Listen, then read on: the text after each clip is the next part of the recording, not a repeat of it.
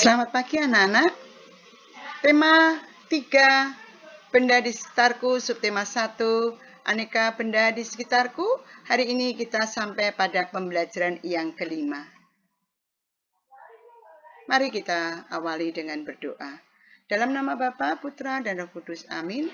Allah Bapa yang Maha Kasih, syukur dan terima kasih atas hari baru yang boleh kami nikmati. Tuhan, sekarang kami akan belajar. Berkati kami agar kami bisa mengikuti pembelajaran hari ini dengan baik. Amin. Dalam nama Bapa, Putra, dan Roh Kudus. Amin.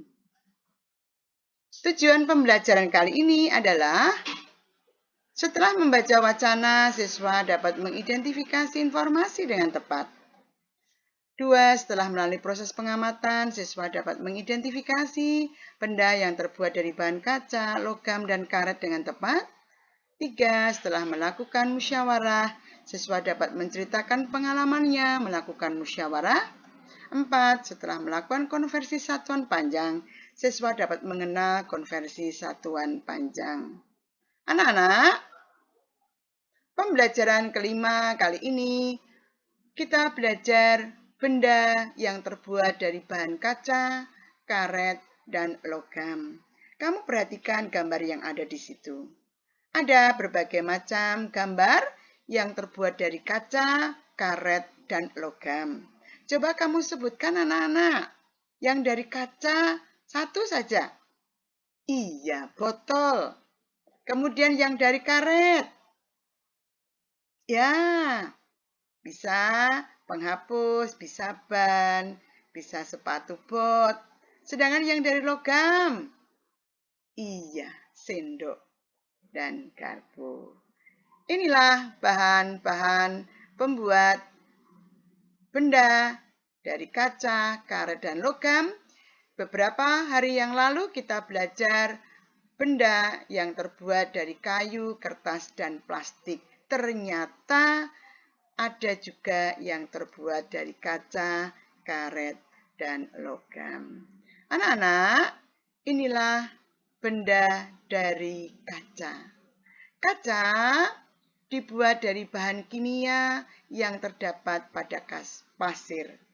Sifat kaca keras, tidak menyerap air, mudah pecah, tembus cahaya. Beberapa contoh benda berbahan dasar kaca yaitu piring, mangkok, gelas, dan akuarium. Benda yang terbuat dari logam. Logam diperoleh dengan cara menambang atau menggali dari dalam tanah. Sifat logam keras, kuat, dapat dibentuk, tidak menyerap air, dan penghantar panas yang baik. Dibentuknya dengan suhu yang cukup tinggi, anak-anak. Beberapa contoh benda berbahan dasar logam seperti sendok, garpu, pisau, uang logam, dan juga peralatan masak. Mengapa peralatan masak dibuat dari logam? Agar cepat masak. Karena logam penghantar panas yang baik. Kalau misalnya dari plastik, meleleh, tidak bisa ya anak-anak. Kalau dari kayu, akan terbakar. Maka biasanya peralatan dapur untuk memasak terbuat dari logam, juga aluminium. Benda dari karet. Gambar ini adalah beberapa benda dari karet. Karet dibuat dari bahan baku getah pohon karet. Untuk bisa menjadi karet, pohonnya karet dideres, kemudian getah dari pohon itu ditampung di sebuah ember, kemudian diproses di pabrik, dan menjadi benda-benda yang diinginkan. Sifat karet, lentur, kuat, tidak menyerap air. Beberapa contoh benda berbahan dasar karet yaitu penghapus, bola, sepatu boot, dan ban. Anak-anak, kita belajar hubungan sentimeter, meter, dan milimeter. Meter disingkat M. Sentimeter disingkat cm.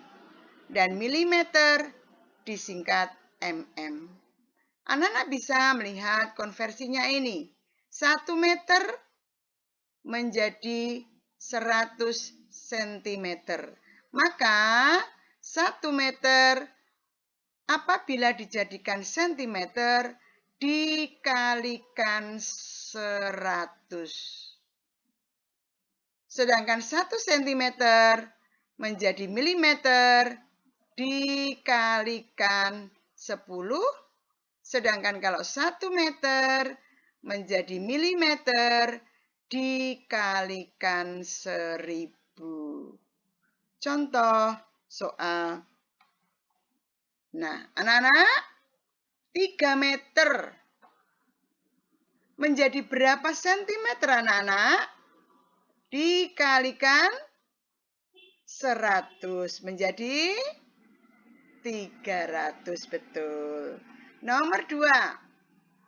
Nah, anak-anak, kalau sentimeter menjadi meter, itu kebalikannya.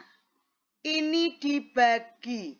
Sentimeter menjadi meter dibagi 100. Kalau tadi meter ke sentimeter kali 100, tetapi kalau sentimeter ke meter dibagi 100. 100 nolnya berapa, anak-anak? Nolnya 2, maka kalau 100 nolnya 2, dibagi nolnya juga dicorek. Cret, cret, 2. Maka menjadi berapa, anak-anak? 5. Kemudian nomor 3. 4 cm menjadi milimeter. Sentimeter menjadi milimeter dikalikan 10. Maka 4 cm menjadi milimeter berarti 4 kali 10. Berapa, anak-anak?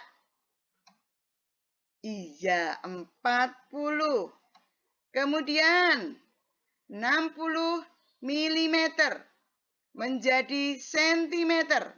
Ini kebalikannya. 60 milimeter menjadi sentimeter. Kalau ini nanti dikali, kalau yang milimeter ke sentimeter berarti dibagi. Dibagi berapa, anak-anak? Dibagi 10. Kalau dibagi 10, nolnya 1 dicoret. Cret. Maka menjadi berapa? Iya, 6. Kemudian nomor 5. 2 meter menjadi milimeter. Meter menjadi milimeter dikalikan 1000. Maka 2 meter dikalikan 1000, nolnya berapa, anak-anak? Tambah 0, 3. Maka menjadi, iya, 2000, betul. Nah, nomor 6, kebalikannya. Milimeter menjadi meter dibagi 1000. Dibagi 1000 itu angka 1000 nolnya 3. Di sini juga nolnya 3.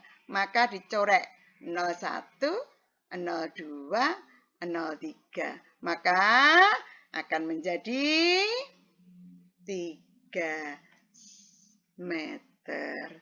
Jelas, anak-anak? Bagaimana hubungan meter, sentimeter, dan milimeter?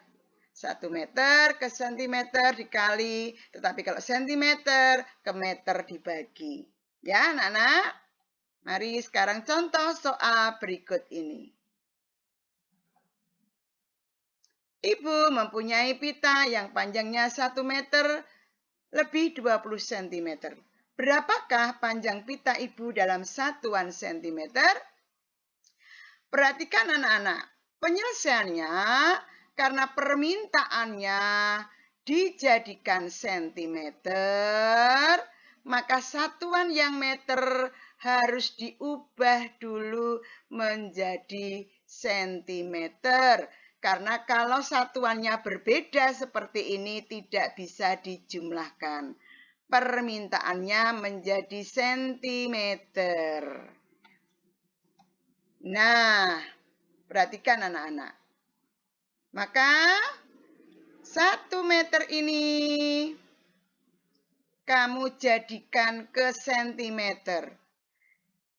Meter ke sentimeter dikali 100. Angka 100 nolnya berapa anak-anak? 2. Maka ini akan diubah dulu satuannya ke meter dengan dikalikan 100. Maka berubahlah 1 meter menjadi 100 cm, kemudian ditambah dengan 20 cm. Sentimeter, satuannya sudah sama, maka bisa dijumlahkan menjadi 120 cm. Anak-anak, penerapan sila keempat Pancasila di sekolah. Beberapa pembelajaran yang lalu kita sudah membicarakan penerapan sila keempat Pancasila di rumah dan di masyarakat, sekarang di sekolah. Perhatikan musyawarah, contohnya memilih ketua kelas, menentukan jadwal piket, membagi tugas kelompok, menentukan tugas upacara. Kesimpulan hari ini bahwa benda tidak hanya berasal dari kayu, kertas, dan plastik, tetapi juga ada yang berasal dari karet, kaca, dan logam. Contohnya yang dari kaca, piring, mangkok, gelas, akuarium. Contoh benda yang berasal dari bahan dasar logam, sendok, garpu, pisau, uang logam, dan peralatan masak. Dan juga bahan dasar karet seperti penghapus, bola, sepatu bot, dan ban.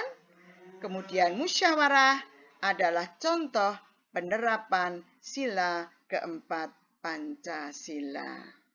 Inilah tugas kamu yang harus kamu kerjakan di buku tugas. Ada 5 soal, silahkan dikerjakan dengan baik-baik. Dan mari kita tutup dengan doa. Dalam nama Bapa, Putra, dan Roh Kudus. Amin. Terima kasih ya Bapak atas penyertaan-Mu dalam pembelajaran kali ini. Tuhan, kami tetap mohon semangat agar kami sesudah ini bersemangat untuk menyelesaikan tugas kami dengan penuh tanggung jawab. Amin. Dalam nama Bapa, Putra, dan Roh Kudus. Amin. Terima kasih atas persamaan hari ini. Selamat belajar, selamat bekerja, selamat menyelesaikan tugas. Tuhan memberkati.